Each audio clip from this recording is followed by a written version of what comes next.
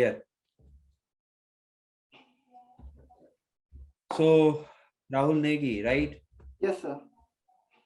Okay. Hello, Rahul Negi. How are you? I'm fine, sir. How are you? I'm also good. Rahul Negi. Okay. So, you have applied for the data scientist role, right? Yes, sir. Okay. So, first of all, Rahul Negi, please do introduce yourself. Good morning, sir. My name is Rahul Nengi. I'm currently pursuing BTech from Guru Gobind Singh University, and Okay. I am doing my specialization in computer science. Okay, I'm currently in my final year, and I'm looking for opportunities in the field of data scientist. I know I have you can say I have learned machine learning, deep learning, and everything, and all thing. And I want your company to give me the opportunity to prove myself for the same role. Okay. So, you have learned machine learning, deep Yes, learning. yes, sir. Anything else other than this? No, sir. I also know quite a bit about web development and like some and just a little bit about Android development. Okay. That is very good. Okay, fine.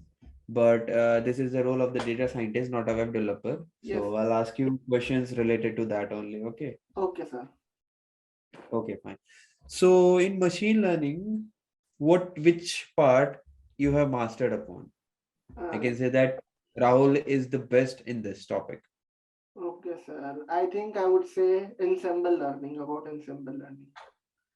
Okay, ensemble learning. You know how big it is, and you know the whole. Yes, sir. It's quite a huge topic, I would say.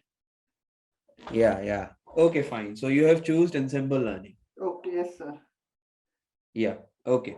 So I just want to know that did you know about the word stacking? Yes, sir. I know Okay. about So stacking. I would like to know about that. How does this, I can say, Hmm. stacking works? Okay. Okay. So basically, sir, Okay. stacking, I would say, is like the building block of ensemble learning. Okay. Like, Okay. okay, like if I would explain it to you, I would say, let's say I have this data set. Okay, this is my data set. This right Okay. here is my data set. Hmm. I'll just change the color. Okay, now, okay, I'll now instead, what we generally do here is we take this data set, we split it into training and testing, and we then apply a model. Okay, we just apply a model and we get our result from here. Okay, this is general learning, which we do. In ensemble learning, what actually happens is instead of just taking one model, what we do is we take we take several models. Like say, let's say I take model one, I take model two, and then I'll take model three. Okay, I'll just apply my training testing data onto this. I'll get some output, and then based on these output, I will predict my final answer. Okay. Okay. Okay. Okay. Wait a second. That you are saying that model one, model two, and model three. Mm, Okay. Three models are there and they are predicting something mm, output, mm. right? And you are saying, how would you take that output into one? Means, how would you convert these three outputs into one? Sir, I will explain it like it's like a voting. It's like voting. Okay. Okay. Let's say I have to classify a data. Let's say I'm given classification. I have been given an image right here, and I have to predict if it's a dog or not. Okay. I do Okay. classification on model one. It says that it is a dog. I did a classification two. It said it is a dog. I did it on model three, and it said no, it's not a dog. Okay, it's not a dog. Now I do the voting, and from the voting, I figured it out that the dog is the highly voted one. So I'll say yes, the dog is the right answer. Dog is the answer of out. Dog is the output of this whole process. Okay, so this image is of a dog. Okay. Fine. Understood. Understood. Okay. Continue. Okay, so actually, what happens is stacking is, if I have to explain stacking, then I would say that these models, okay, these weak models, which I say weak learners, I just use these models, okay, when my final model learns from the output of these models. Okay, this is called stacking. Okay, fine. The final model will be learning from these models output. Yes, sir. Based from the Okay, predictions so of these weak okay, learners. I'm saying that okay. So you are giving okay. So these are the models. Okay, M1, M2, M3, and they have given the output O1, O2, and O3, right? And you are saying that there is one final model, or I can say model, Hmm. which will be taking all these three inputs, right? All these, sorry, inputs, not outputs, as an input, and they will be learning from it. They are predicting something. Yes, sir. And what is that prediction? You can say that it is prediction. It is a final output that we get, final output or final value which we will get. Okay, it will be the final prediction, right? Yes, sir. This meta model which will learn upon this input, we will give our output prediction. Will give by output prediction which from these weak learners. Okay, that is good. That is good. Okay, so you know about in many competitions, you have also given, you have seen that random forest classifier. It is basically ensemble method. Ensemble method Yes, sir. has given a better output every time. Every time, I can see that. Hmm. Have you participated in many of the competitions, Yes, Kaggle sir. competitions? Yes, sir. And you Most have of seen that the random forest classifier, or I can say regressor, hmm. has given output, or I can say a better output every time. Hmm. But there are some limitations with that. Why Okay. we are not using that at all the time? I Like, just want to know that. sir, actually, saying that random forest will give output every good time is not actually correct. Okay, it's not. It will give correct. It will give high accuracy most of the time, but not all the time. Okay. Yeah, that's what I'm saying. Why? Yes, because it has its own advantages and disadvantages. And actually, what happens is when, as I explained it to you earlier, like this model, like if we are getting values from this model, okay, Okay. this model, okay. Now, let's say that first of all, let's say that if I say that if each of these model is not predicting the correct close to the correct output, okay, let's say if my image, if I have, let's say, four classes, okay, if I Mhm. have four classes, okay, like let's say it's dog, cat, rabbit, and let's say lion, okay, my images of Okay. lion, okay, Mhm. this one is Mhm. predicting dog, this one is predicting cat, and this one is predicting rabbit. So my final output will be something which is not correct, okay, because I know my final output is lion. But these models, the final meta model which will learn from all the incorrect values. Okay, so Okay. this Okay. mod, this random forest is not. I would say that it will not work if your data is more inclined towards the probabilistic settings. Okay, I can say, Probabilistic settings. okay, I can say, okay, and another reason that I would say is if your like if I say that if my model has high variance or high bias, then I also need to then I need to use bagging or boosting to get a correct output most of Okay. the times. Okay, so majority of the times if you will apply random forest, it will give you a higher accuracy, but not all the time. Actually, when I participated in several competition, I noticed that several times the random forest was giving less accuracy than linear regression. Oh, So that was also happening. okay. So it Okay. could be it could be my fault because I haven't cleaned the data as well. But I have noticed this several times. Okay. Fine, good. That will be good for me. In the first question that I have asked you, you have mentioned one thing, that is weak learners. What do you mean by weak learners? Okay, okay. Weak learners. Okay, weak learners. So let's say, can I clear it, sir? Can I clear this one?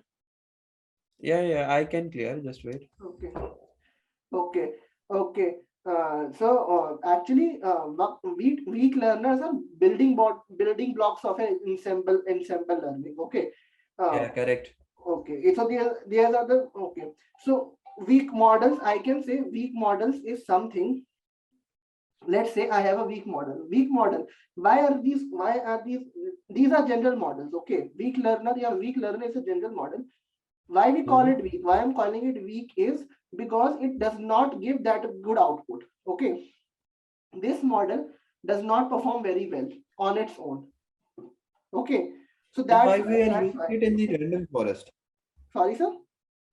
Why we are using it in the I can say in ensemble learning? If they are weak learners and they are not capable enough to learn itself, then why we are using them?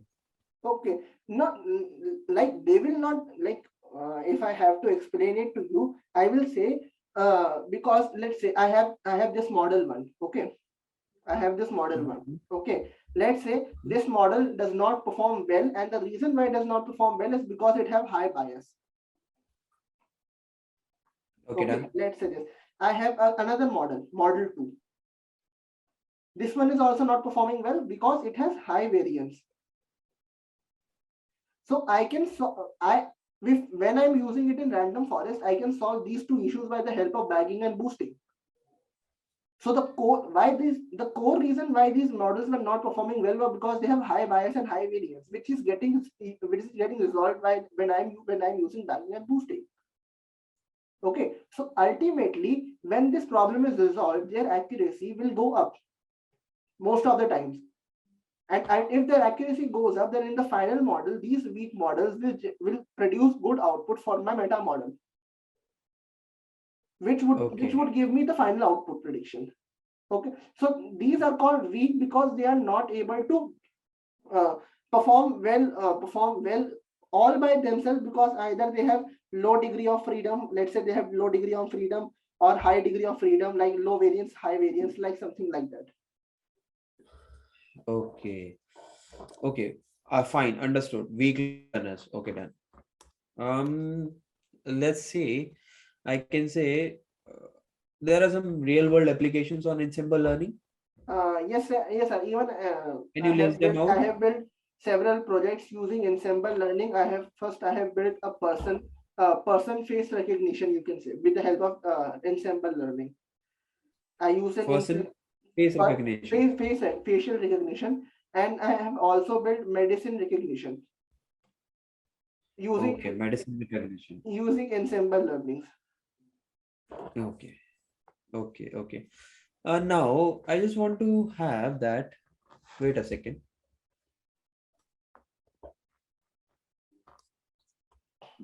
You are mentioning again and again these two words, bagging and boosting. Done. You are mentioning them that this is bagging, boosting, bagging, boosting. What are these two words? Can you list some differences between bagging and boosting? Okay, sir. So first of all, bagging is generally used to reduce variance. Okay, if I have to reduce variance, then I'll use bagging. Okay, if I Uh-huh. have to reduce Uh-huh. bias, then I'll use boosting. Okay, so I'll Okay, explain. bagging reduces variance Yes, and boosting, I can say, reduces bias, yes, sir. right? Okay, yes, sir. Okay, reduces bias. Final, it is final. Boosting reduces bias and bagging reduces. Yes, sir. Yes, sir. Okay, good. Second point. And let's actually, when we apply bagging, it is done in parallel. We can apply bagging in parallel, but boosting needs to be done sequentially. Okay, I can explain it to you with a good example. Okay, Okay. okay. At the start of the interview, I gave you an example. Let's have this data set. Okay, then I split it into testing and training. Okay, I split it into testing and training. Okay, this data set. Now, what happens is bagging is that bags are being formed. Okay, a bag is being formed and it contains some values of these testing models. Okay, and Mm-hmm. like for example, if I just put one row from this testing data into this training into this bag, doesn't mean that it will get removed from from here also. Okay, so what can Okay. happen is each bag can have similar column, similar rows as well. Okay, in training. Okay. Okay, so then my model will work on these bags and will give me some output. Okay, Mm-hmm. and finally my final model, my meta model will learn from it and give me final prediction. Okay, Okay. okay, so this process is bagging process. Okay, Done. in boosting what happens is, in boosting you can say that my model will learn from the mistakes of previous model. Okay. Not mistakes, I would say, let's say I have let's say I will take those data set which will give wrong prediction. Okay, Done. predictions. Okay, in the same process, a bag is being formed. Okay, let's say one bag is formed. My model will work upon it and it will give me some output. Okay, Mm-hmm. let's say it give me an output O1. Okay, Mm-hmm. now the data set which produced wrong prediction will go in this output. Okay, this new bag will be formed and it will be passed on to the second model, model 2, and this will again produce some output and Where some training from data. this? Wait a second. This data set will come from where? From testing one, sir, testing one. Okay, so it will, you are saying that the model will produce wrong output on this data set, and this will be going into a bag, which will be passed on to the next model. It will contain the output as well as this more training data. More training, you are No, saying that data set is testing data. yes, this one. But uh, this will be passed on to the second model. Yes, sir. You are right. Actually, I got confused there. Okay, okay, no problem, no issues. Okay, okay, fine. Continue.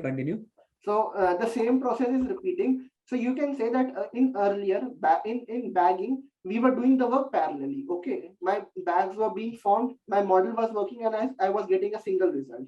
In Hmm? boosting, everything was done sequentially. First, the first output O1 was getting, then the second. After that, the output O2 was given. It was not going on parallelly. It was Mm-hmm. going in a sequential series order. Okay, Okay, so that's the difference between bagging and boosting. fine. Continue. Okay, done. Uh, let's say you are saying that meta model.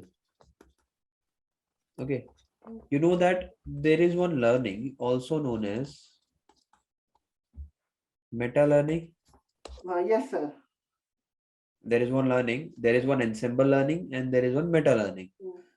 Do you know about that? Can you So explain it generally, in a short manner?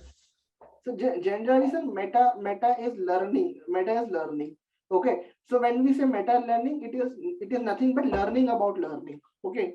Meta learning is learning about learning. Like we have metadata, so it's learning about data. Similarly, we have meta learning, which is learning about learning.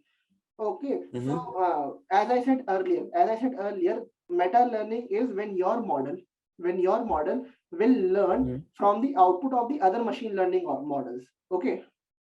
Okay, good, So good. that is meta This is learning. what It is learning from meta learning. learning. Okay, so I can say that you have explained a bit better, but I want to know one algorithm, ADA boost algorithm. Do you know about that? Oh yes, sir. Add a boost algorithm. Okay, yes, sir. Okay, ADA boost algorithm. Okay, so Explain. actually, sir, Ada boost is its full form is adaptive boosting, and it is generally a classification algorithm.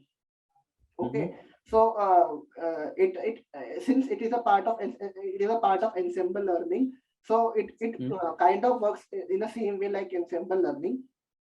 Mm-hmm. It will it will combine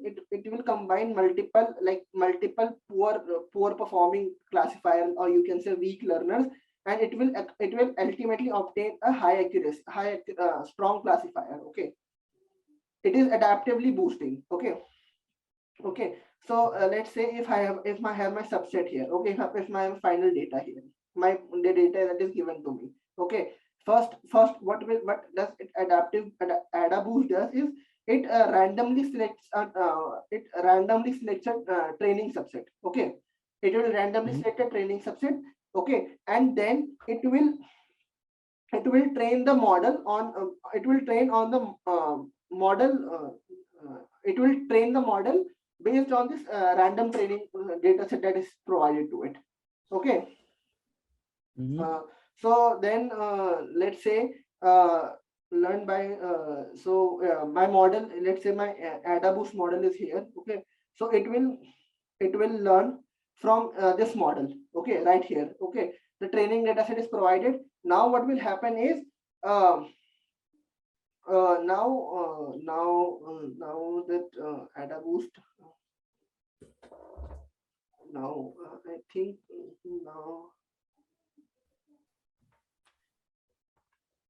Okay, Mm-hmm. so in the next iteration, this is the first iteration. Okay, this is the first iteration that It has will been. assign some higher weights Oh, to wrong yeah. Okay. classifications. Yes. So this is the first Okay. iteration. So in the second iteration, what happens in the second iteration is my model will assign higher weights to the wrong classification, to the wrong classified observation.